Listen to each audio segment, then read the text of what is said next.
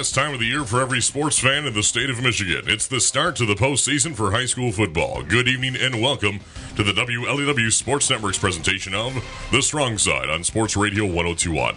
I'm Clark Ramsey, your host tonight, and join me as always as a true professional. He even has a license to prove it. Please welcome Dave Hansen. Thanks, Clark. Happy to be here. It's playoff season. You can feel it in the air. Let's see who plays who.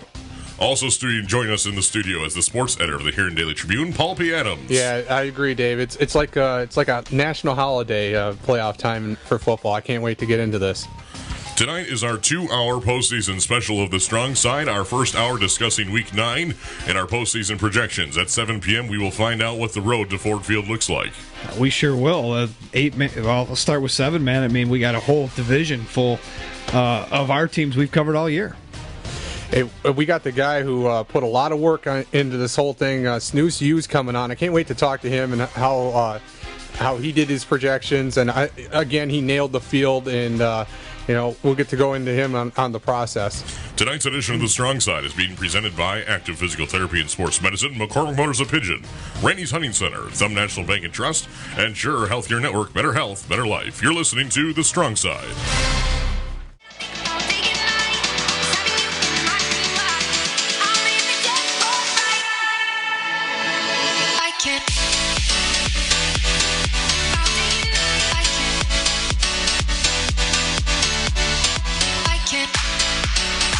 Listen to the WLEW Sports Network in more ways than ever before. Tune into Sports Radio 102.1. Download the Cruise 102 app on your Apple or Android device, or listen live and worldwide at WLEWSports.com. And now, watch The Strong Side on the Huron Daily Tribune's website, MichigansThumb.com.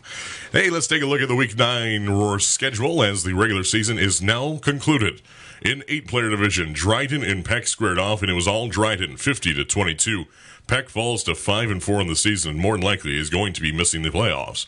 In Kingston and Mayville actually squared off, and it was Mayville doubling up Kingston 28-14. Owen Gage improves to 8-1 on the season by taking out CPS, allowing just one touchdown, 60-6.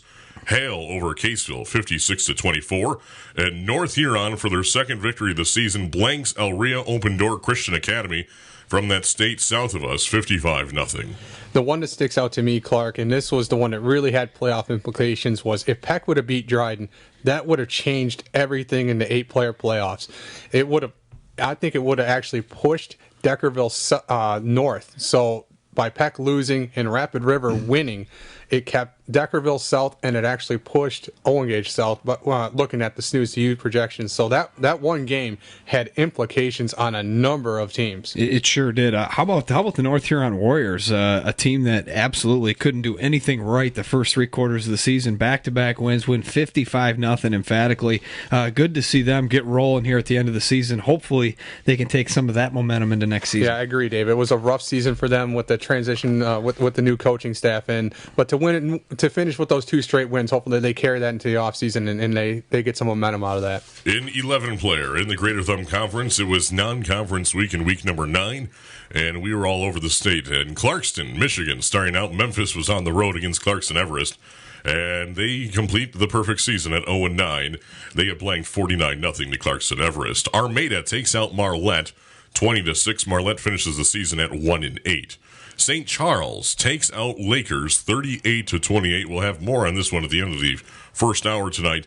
St. Charles pulls a victory out over Lakers 38-28 at Saginaw Valley State University on Friday. The Ugly Bearcats take care of business over the Bad Axe Hatchets. 44-7 is your final.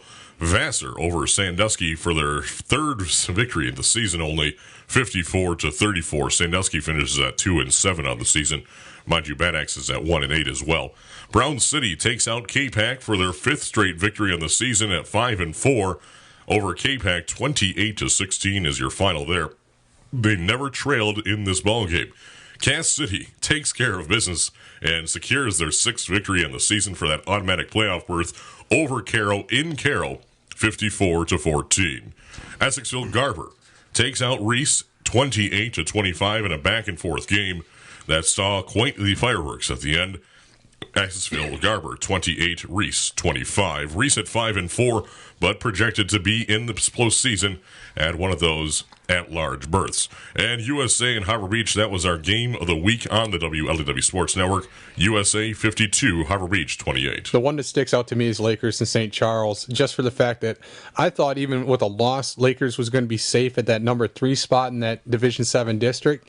Not the case. It is projected that Lakers is going to fall to the 4 seed. Cass City's going to move up to the 3 seed. That's huge. That means Lakers on the road at Ubly, and Cass City and USA get the rematch as the 2 and 3 seeds. Boy, wouldn't that change a lot of things for where we might go next week, guys. But the game that I looked at was Brown City over K-Pac. Brown City starts the season with 4 straight losses, wins the final 5, finishes 4-1 in the Greater Thumb East. They're the runner-up to Ubly in the East. I don't think any of us seen that coming. And at 5-4, all signs point to them falling a little short, but wouldn't that be a nice story to see them finish the season strong enough to get into the playoffs? Well, our week of the game of the week of the game as well. The WLEW Sports Network was USA and Harbor Beach, and let's take a listen in how that one sounded Friday night on Sports Radio 1021. It's the final week of the regular season. Both USA and Harbor Beach are looking to finish on a strong note. Nearly halfway through the first quarter, Harbor Beach still on the first drive. It's a handoff right through the middle to James Shelke into the end zone. Touchdown, Harbor Beach. The Pirates strike first blood at 6:16 left in the first quarter. Harbor Beach leads by touchdown. Harbor Beach leads 8-0. First and goal from the yard-and-a-half line for USA off the left hash. Kine is under center. There's the snap, and it's going to be a handoff into the end zone. Touchdown, USA.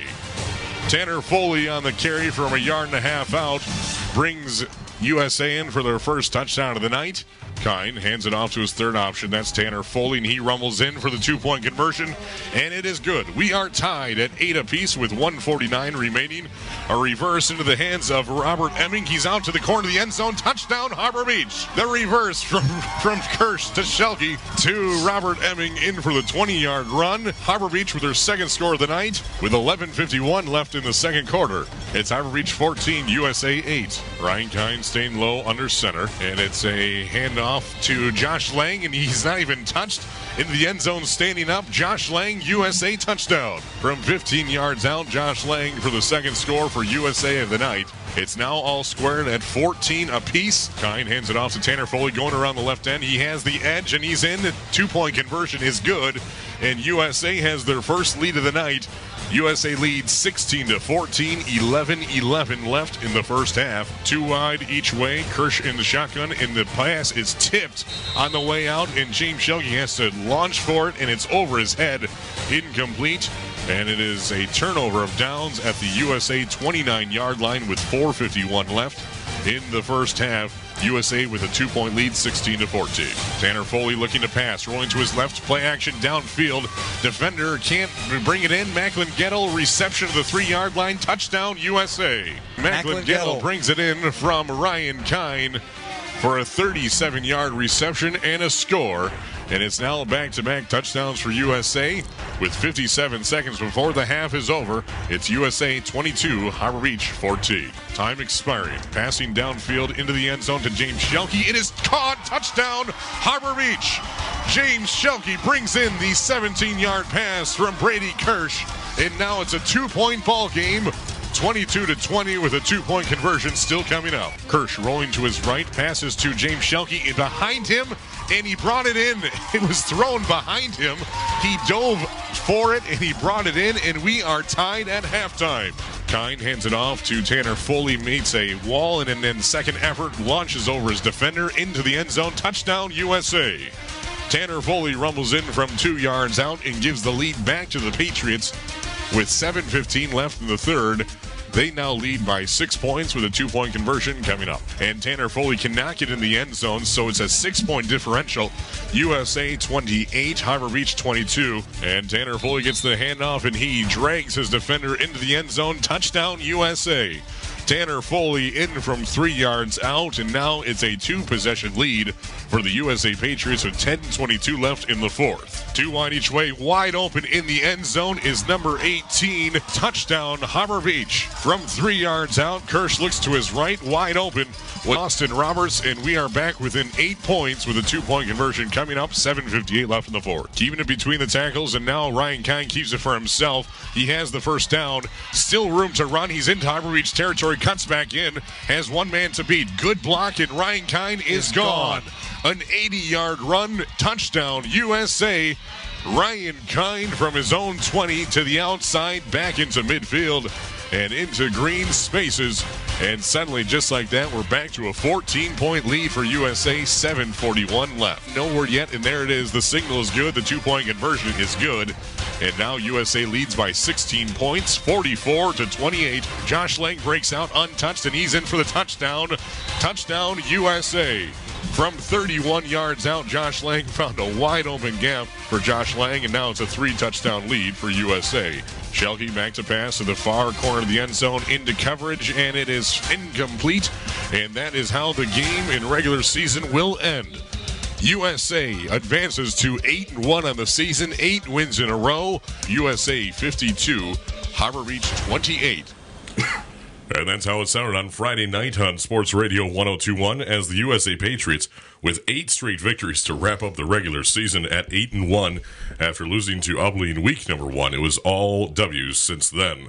For the Harbor Beach Pirates, they finish up at 4-5 on the season with a 3-game skid to finish out the season. USA was led by Ryan Kine, the quarterback, with 6 carries for 144 yards and 1 touchdown, most of that off of that touchdown run of 80 yards. Josh Lang, the workhorse tonight, 16 carries for 121 yards, 2 touchdowns, and Tanner Foley, 17 carries for a hard-fought 89 yards and 3 scores. It was very impressive by USA. At Harbor Beach, credit to them, too. They stuck in this game for a lot longer than I anticipated, probably a lot longer than you guys anticipated. Tie ball game at the half, 22 apiece. We were looking at each other. We got a ball game on our hands here. Some team wants to get in the playoffs, too. And we thought maybe the Pirates were going to continue that, but did not take long, and USA must have got a good chewing in the locker room because they come out and performed phenomenally in the second half and completely dominated. I wasn't so much surprised that Harbor Beach was in the game because they gave themselves a shot the week before against Ubly. So we thought Harbor Beach would be able to score and be able to hang with the USA. It was how Harbor Beach was in the game. This team, known for its spread offense, came out in the wing tee. I don't think anybody could have really anticipated that coming, and they stuck to the wing tee. It wasn't just a gimmick for a drive or 2 drives. They ran it, and they ran it very well, and I think that surprised USA. I think USA was ready for the spread because that's what they had seen from Harbor Beach, and Harbor Beach played some good smash-mouth football there in the first half. And I certainly think you're right, but I think they ran the wing tee to a fault, and that's, again, my opinion. But when you look at Harbor Beach, where have they struggled? Defense. So I think Coach Shelke finally said, you know what?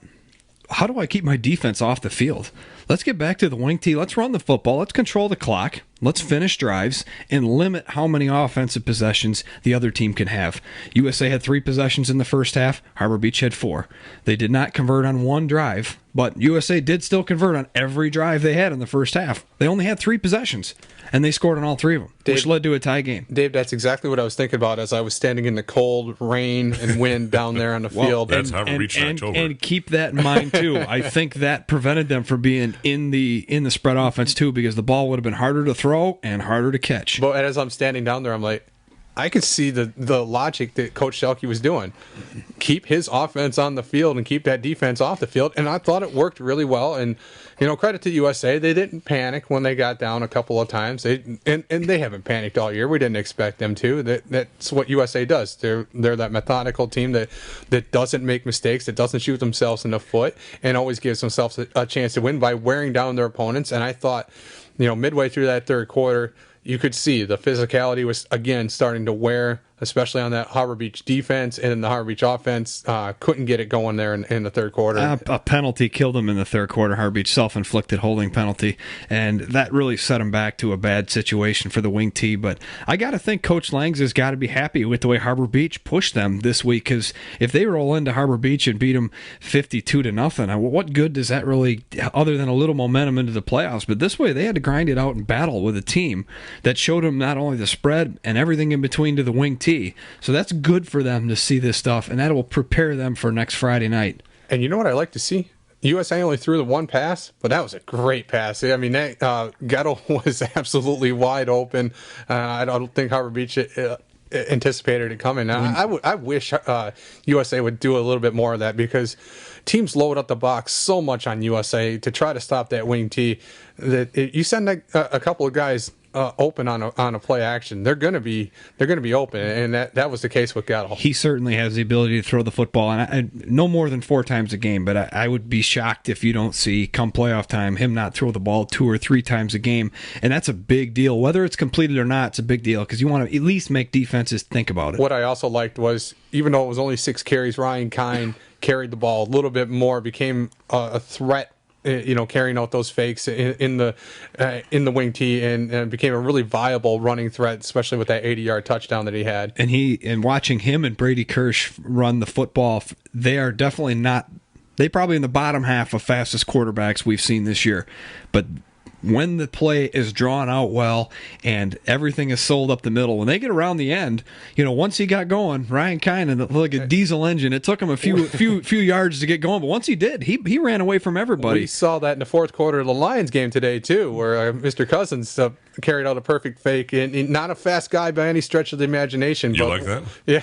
I thought you were talking about Stafford running the football. He ran it a few times too. When the defense, the bottom line though, when defense is all geared up to stop that run, it can leave that quarterback open, and I thought Kine did a really nice job of it. USA had 7 drives on the night. They had 7 touchdowns, and in that first half, between the two teams, there were a total of 7 drives, and there were 6 touchdowns to get them at halftime at 22-22. End of the third quarter, USA was leading by 6 points, 28-22, and then blew it wide open in the fourth quarter with 24 points compared to Harbor Beach's 6. Final score, USA 52-28. We have about 30 seconds here, but impressive to see Harbor Beach at the very end there. James Schelke went in as quarterback as Brady Kirsch went down with an injury, and James Schelke was at quarterback.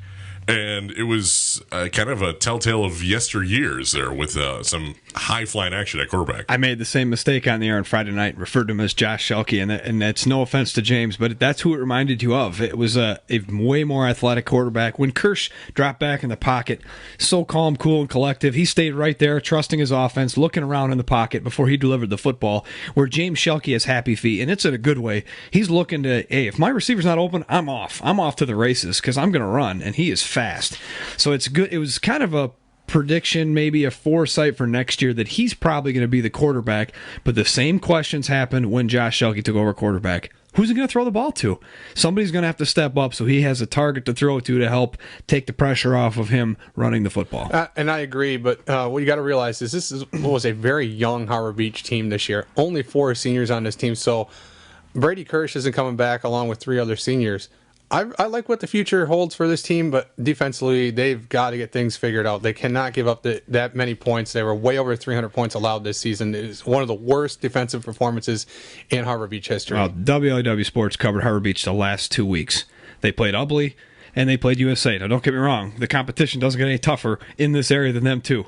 Harbor Beach let the other team score on every single drive, except when Ubly, at the end of the game, kneeled the football. Every single drive was a touchdown. You can't win games when your defense gives a touchdown every time the other team has the football. So that's a blind-blowing stat for me on how much the struggles were on defense for Harbor Beach this year. It's time for a short break. This past segment of The Strong Side was presented by Active Physical Therapy and Sports Medicine. Life is painfully enough. No need to feel it in your back, too. That's Active Physical Therapy and Sports Medicine, just west of the light in Bad Axe. It is 6:21 to have on Sports Radio 102.1. You're listening to The Strong Side.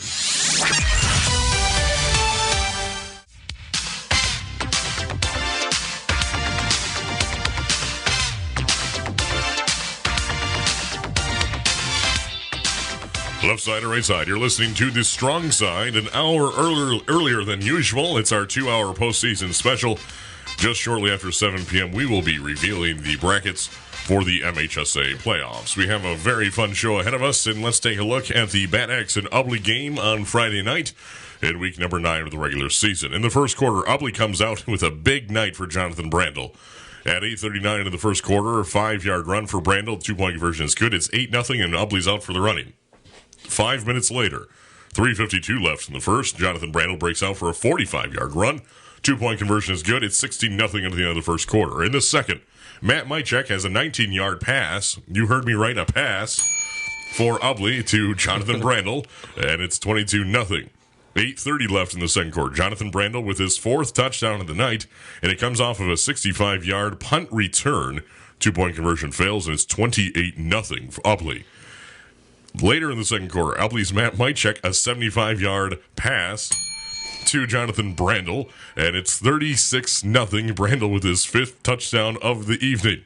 It's at halftime, it's 36-0. In the third quarter, running clock, 9:28 left in the third. Dominic Rosenthal intercepts a pass, which we've seen him do before, and then he sets up his 16-yard rumble into the end zone. 2-point conversion is good, and it's 44-0. In the fourth quarter, halfway through, Bad Axe finally gets on the board. Ben McVeigh with a 16-yard pass to Clark Brady. The PAT is good, and it's 44-7 final score. Ubly wins by 37 points and completes the perfect regular season at 9-0. And Jonathan Brandel is kind of the lost back that we kind of talk about him, but Derek Brown gets a lot of the credit, and so I'm glad that Brandel had the performance that he had. But no defensive touchdown. You scored on a rushing, receiving, and a punt return. Defensive touchdown would have been just a cherry on top for him. Well, the fact that he had 2 receiving touchdowns, that's got to be some kind of record for an Ubly Bearcat team in a game. But Jonathan Brandel had 5 touchdowns in the first half. And so you got to know that they're like, we got to rest some of these guys. But very impressive. And this is Ubly going out and getting ready for the playoffs. They don't care about the tape. They throw the football a couple times. They're going to show you the running game they have. And they have a stout defense, and they don't care. If you want to beat us, then come beat us, because they are ready for the playoffs. But the guy to me that they absolutely need and is crucial if they want to win the district is Dominic Rosenthal, and I love seeing him in the stat line here. He missed a couple games earlier in the year. I don't think he played last year at all, but you see him when he's on defense. He is a large man, and he is extremely athletic. I was going to say, not only big, but very athletic. Oh my gosh, and soft hands. He can catch the football, he can run it, he can tackle anybody, he can go sideline to sideline. He is an excellent player that Ubly has started to utilize more and more throughout the season, and he is a special player, and he is very, very important to the Ubly Bearcat success. I couldn't agree more, Dave.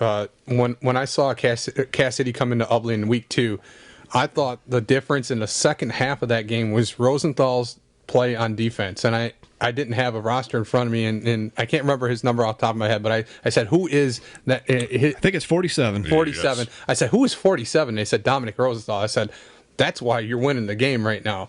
His play on defense it just meant so much to him, and he gives a nice option on offense as well, as is proof with that 16-yard run to score. But he's definitely an X factor. This team looks like it's clicking on all cylinders right now. I mean, with Brandel Brown in the backfield, Mychek being able to throw the ball and run the ball, and that defense doing what it does, they are well deserving of that number 1 seed in that district. If you're going to beat them, you're going to have to come into Ubly and beat them, and it's just going to be a tall order for anybody that comes in there right now. They don't have much of a weakness. They clearly can score in special teams, offense, defense. They have a veteran coach. They don't do really anything wrong. They don't give the ball away. They go for it on 4th down, and are very successful. This team does everything very well. They might be a little bit undersized at times, but them offensive they use their linemen, athleticism to their advantage. They certainly do. They are very well coached. They have great technique, and it doesn't matter if the guy in front of him is 25 pounds heavier and 3 inches taller. They get right up underneath him and move him out of the way, or chip him just enough to get them quick running backs around the edge. Ubly on this season, in the regular season, ended up with the best defense in the Greater Thumb Conference in the number 1 spot, allowing just 11.78 points per game.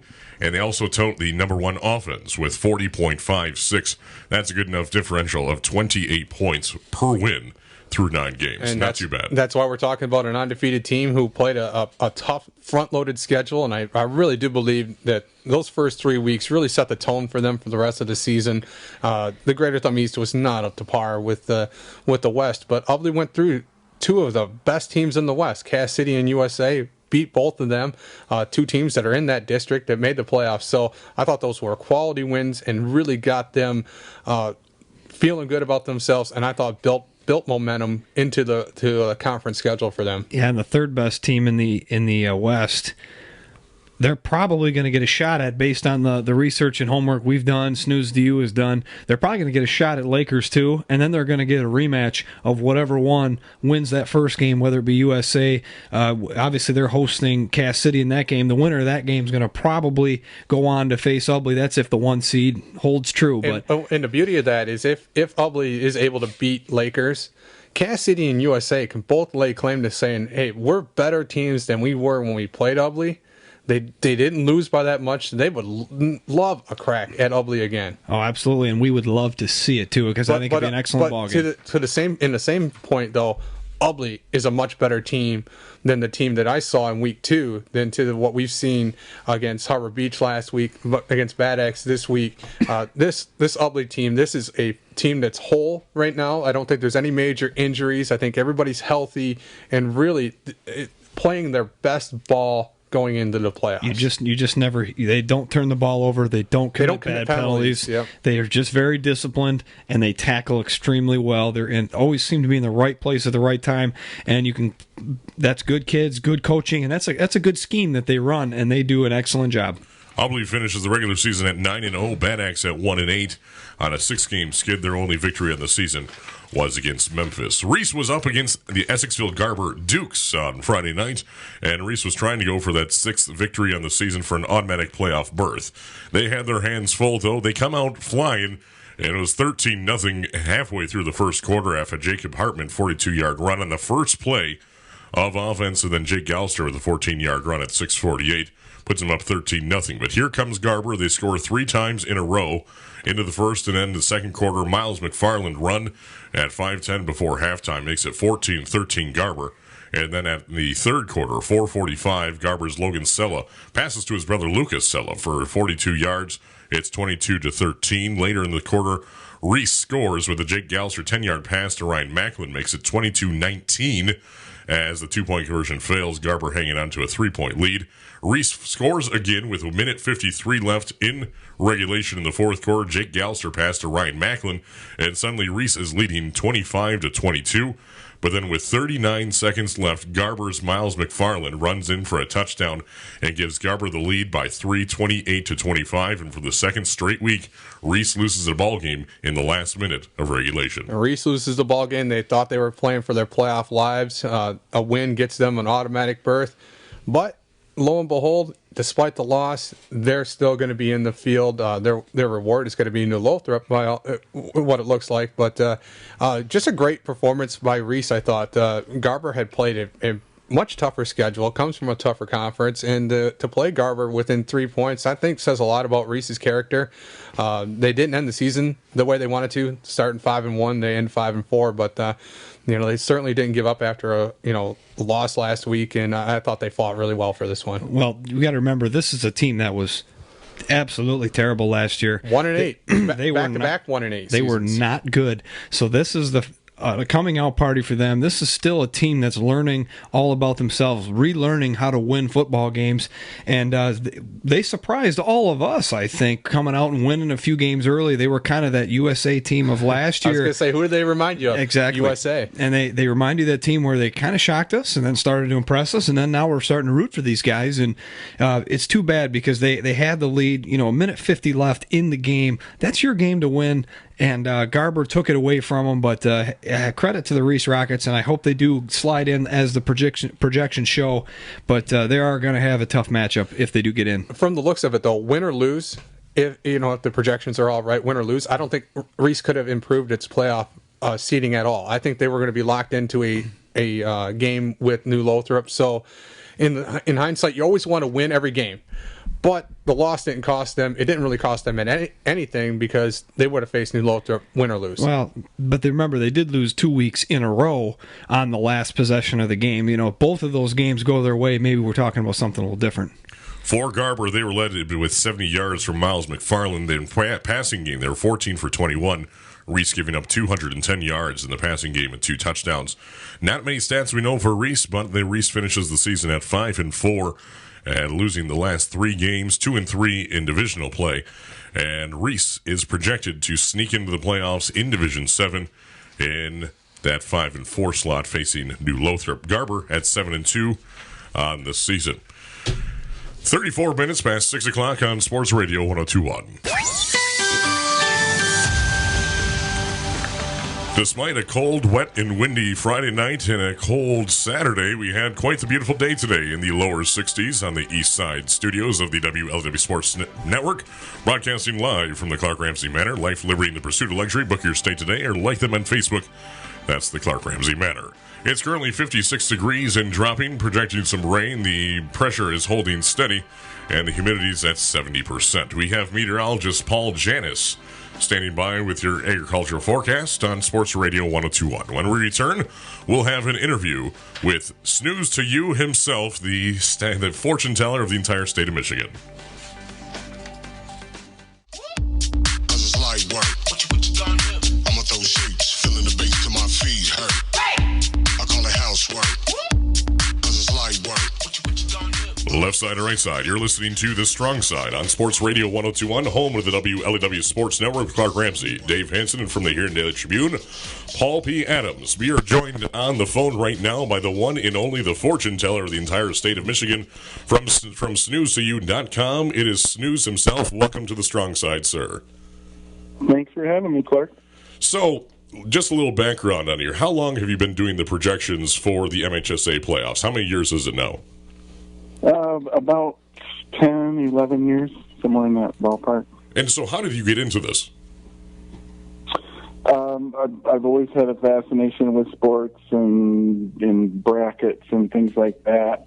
I'm a software engineer, so I always like having a side project, and I love high school football, and it's just a great little hobby for me. Hey, Snooze, Paul Adams here. We've talked before. When you started doing this, did you have any idea how big this would get and how useful of a tool it would become, especially for us in the media and the coaches and the players and the fans out there? Absolutely none. It basically started as me drawing the map out on a napkin in my office on my lunch hour one time. I shared an office with another guy, and he said, you ought to throw that on MLive.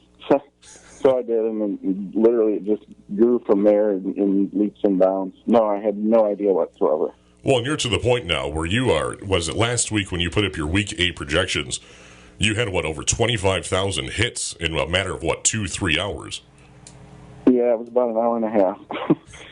So obviously, on behalf of the entire state of Michigan, we thank you for your service. You're not getting paid to do this. You're just for whatever reason, you are the only person to have figured out the dark arts of the MHSA or close to it, and we greatly appreciate it. And you make us look a lot smarter week in and week out. Oh well, I appreciate your kind words. There's a lot of people that have it figured out. I just put it on a website.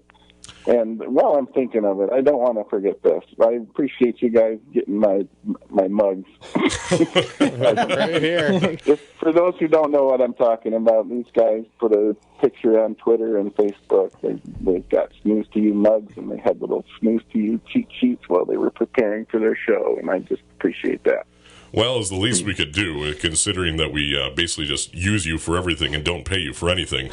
So we figured we'd pay $13 in mugs. So it's a pretty cheap deal for us.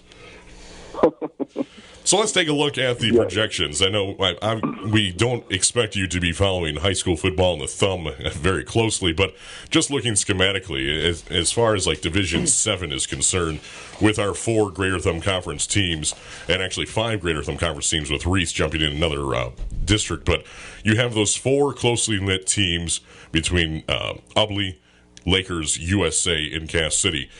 Is that almost locked in? Because looking geographically of how things are lining up, that all 4 of those teams are going to be in that district. But the one question we had was Ubley was really on that cusp between Division 8 and Division 7. How close did that come down to? Yeah, to answer your first question, those 4 are really pretty locked together unless some team pops up in Lake Huron or something. There's really no way to break up those 4. To answer your second question, Ubley was, I believe, 5th or 6th from the bottom in enrollment in Division 7, so they were pretty safely Division 7 for a while now. So for the the other 3 teams are slightly bigger. Ubley was the closest to Division 8 of the 4. We'll find out the exact number in a few moments here through Fox Sports Detroit and MHSA, but of the field of 256 between all the 8 divisions, how many automatic playoff berths did we have this season? There were 218, I believe. Okay. What does that give us? 38 at large. I think that's the right number. That sounds about right. If you can add up real quickly, it was Class A, there were 12, Class B was 11, Class C was 11, and Class D was 4 for the 5 and 4 teams. So 38 spread across 8 divisions, not too bad. And so how did things go down for you this year? Was it easier than past years, or did things kind of fall into place this year easier than normal? There were a couple of challenging maps. Division 7 in particular, I don't know if you're looking at it now, but the distribution of teams is just really strange. Midweek this past week, I put out a projection where we predicted all of the winners for Week 9. Of course, we didn't get them all right, but that particular map was the strangest one I've ever worked on. There were the 4 teams up near the UP, and then nobody close. I mean, the thumb area teams were the next closest teams. Now that all the games have been played, there's a few other teams sprinkled in, and it looks a little bit more normal, but it was kind of a difficult map. I'm confident that I've got it the way that it should be, in my opinion, but we never know. There were 3 or 4 other maps that I thought, this is pretty much a piece of cake, but there were some challenges. Division 3 and 4 kind of pop out. Yeah, Snooze. Division 1 is always, there's 10 different ways you could do it, and all are equally okay. Sorry, go ahead. Oh, Snooze, my question is kind of leading into that, the answer you just gave. What do you think was your hardest division this year to really kind of nail down? My hardest one to actually settle on was Division 4, I believe. But there weren't really that many ways to go with it, but always when you have one team in the UP and then you've got to put them in a district with 3 teams in the Lower Peninsula, and how far apart should those teams be, who travels across the bridge and why, and my goal is to minimize overall travel, and it makes most sense to minimize it in the first round, mostly since that's literally half of the games that are played. So I take that into account. If I can pull one team in that's a little bit farther away, but it makes it so that 4 versus 1 are near each other and 3 versus 2 are near each other, I'll do that. And I've got a perfect example of that. I believe it's Division 8. I'm going to take a look here. Division 8 this week. In Region 2, I've got teams over on Lake Huron, and then I've got teams, over by Traverse City in the same district. And I try to avoid that. But if the 1 and 4 are near each other and the 2 and 3 are near each other, and it makes sense for the entire rest of the bracket, I'll go for that. Now, I don't know whether MHSAA will agree with me, but I make it clear that these are the way I would bracket them. This is not a prediction of what I think MHSAA will do. And just to make it clear, though, Snooze, the divisions are set. What you have, the 32 teams in each division, that's not changing, and I think that's what people need to realize is you're kind of predicting where they'll go, but you're not predicting who's in each division. That's a set deal. And can you talk about the difference between that? Because I think sometimes people get that a little bit mixed up. Yeah, that's very well said. It's a really straightforward formula as far as picking the teams, first of all, to get your field of 256 teams, and then splitting them into divisions. It's strictly by enrollment. The 32 biggest schools comprise Division I, so there's no question about who the 32 teams are in each division. And, I appreciate you mentioning that. I try to make it clear that the teams on my maps are the right teams on each map, but they may not be in the right locations as far as the districts and regions are concerned. Yeah, that's a very valid point. And I believe last year when we were going through these, especially with our area teams between Division 8, Division 7, and, of course, 8-man football, it seemed like you were right around about 95% accuracy of what things. And, of course, the MHSAA, I like to think they take a look at your projections and they say, well, we can't have him be completely correct, so we got to switch some things around a little bit. But we appreciate you being on with us, of course. In 10 minutes here, the Fox Sports Detroit show begins, so we'll let you go. And thank you greatly for what you do all season long. Your projections start sooner and sooner, it feels like, every year, and just get better and better. And the whole state of Michigan greatly appreciates you. And thanks for being on with us on the Strong Side. Hey, I really appreciate you having me. I will be live tweeting on Twitter at Snooze to You. Follow along if you want to play along with me. We like it, and you have a very strong social presence. We appreciate it, and even taking personal calls the entire weekend. This is a little busy weekend for you, so we appreciate it. That's snoozetoyou.com. That's SNOOZE, the number 2, and then YOU.com. Thank you, Snooze, and we'll talk to you soon. All right, that was snoozetoyou.com, the myth, the man, the legend, and everything that has to offer as far as just amazing what he does. And I've been fortunate enough to meet Snooze in person a couple of times. The nicest guy. He's a wealth of knowledge, and again, we can't in the media just can't thank him enough. But he is a super nice guy. I thought it came over over the phone how nice he is and how approachable he is. Well, I tell you what, he's put a lot of hard work in, and these maps are fantastic. And to do it just so that people like us can appreciate it, I think that's amazing. And what he does is absolutely fantastic, and we can't say it enough how much we appreciate it because these maps are really nice to look at. It's time for a short break, and when we return, we'll take a look at one more game and some projections, and then, of course, we'll be listening in to the sports show at 7 p.m. You're listening to The Strong Side, this past segment of The Strong Side, presented by McCormick Motors of Pigeon, home of the honest sales. See Marion Schindler or Alec McCormick today and see why all roads lead to McCormick Motors of Pigeon. There's a good chance I might be having to stop by there soon again. You're listening to Sports Radio 102.1.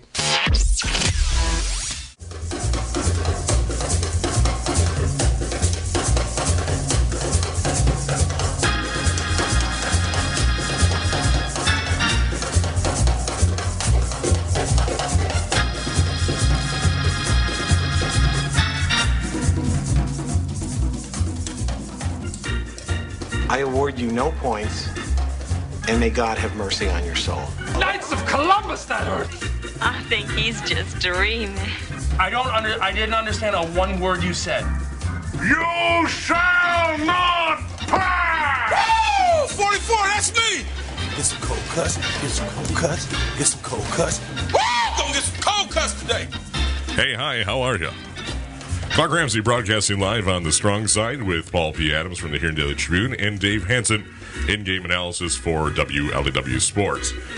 We have one more game to talk about, and unfortunately we don't have any stats to talk about it specifically, but Lakers entered this game at 7-2 or 7-1 on the season at Saginaw Valley State University and was taking on St. Charles, who entered that game at 1-7. And it was back and forth, and the St. Charles pulls out the victory 38-28. From what I understand, Lakers had 3 touchdowns called back, all due to flags, blocking the back and other personal fouls. Sound like they had a pretty sloppy game again. You hate to see this as the momentum's shifting into the postseason now.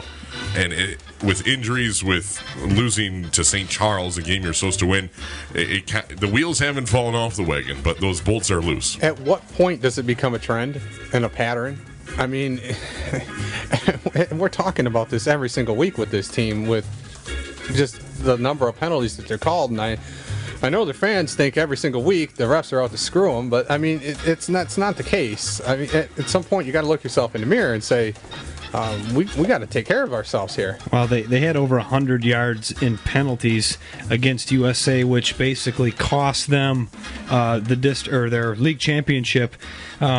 And obviously 2 injuries hurt, but they had more penalty yards in this game against St. Charles than they did that week, so they were penalized up and down the field, both sides of the football, and you just simply can't do that. The best teams in our area, like the Ubblies of the world, they don't do that, and that's why they are 9-0. I don't know, maybe they misunderstood me last week when I challenged them not to commit penalties, and maybe they thought I said to commit more. I'm not sure, but at any rate, I think they cost themselves the easier matchup, which would have been the rematch against USA, which I think they match up very well against USA. So many things went against them in that first game against USA, and they still only lost it by a touchdown.